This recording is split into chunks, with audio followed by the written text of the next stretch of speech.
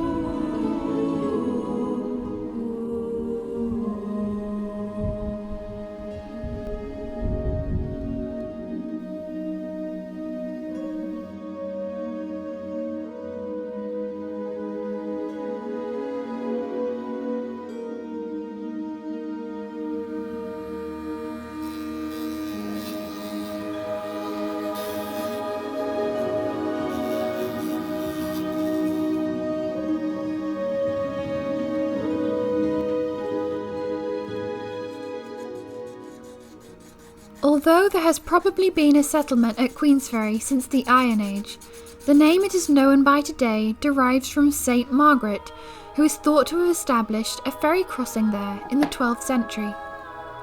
Margaret was an Anglo Saxon princess, daughter of King Edmund of England and a direct descendant of King Alfred.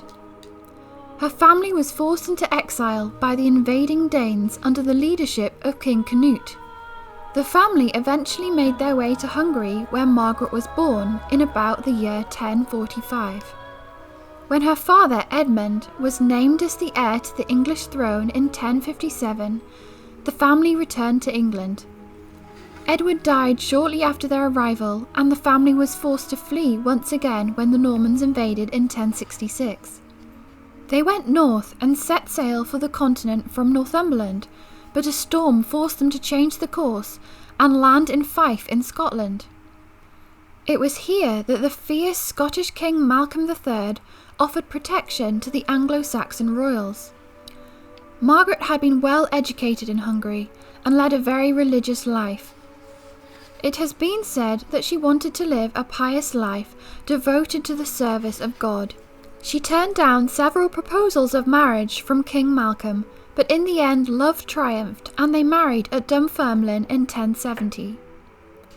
Margaret became Queen Margaret of Scotland and used her position of power for the good of others. She worked to bring peace between the warring Scottish clans and between Scotland and England. She brought about many reforms, one of which was the abstinence of work on Sunday, allowing the working classes a day of rest. Margaret also founded churches, monasteries and pilgrim hostels and established a ferry crossing across the Firth of Forth to accommodate pilgrims heading north to the shrine of St Andrew. Together, Malcolm and Margaret had 8 children. 3 of their sons went on to be Scottish kings, and their daughter Matilda was crowned Queen of England when she married Henry I in 1100. By all accounts, Margaret was a very strong, determined and pious woman who worked tirelessly for the good of others. She is said to have worked personally with the poor and orphans, feeding and washing them and providing them with clothes from her own wardrobe.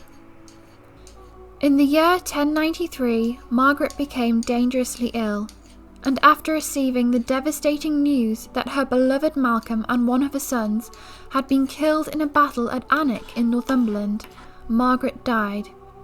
She was aged just 47 years. After reports of miracles taking place around her tomb in Dunfermline Abbey, Margaret was canonised and made a saint by Pope Innocent IV in 1250. Margaret, Anglo-Saxon princess, Pearl of Scotland, saint, and our 27th and 28th times great-grandmother.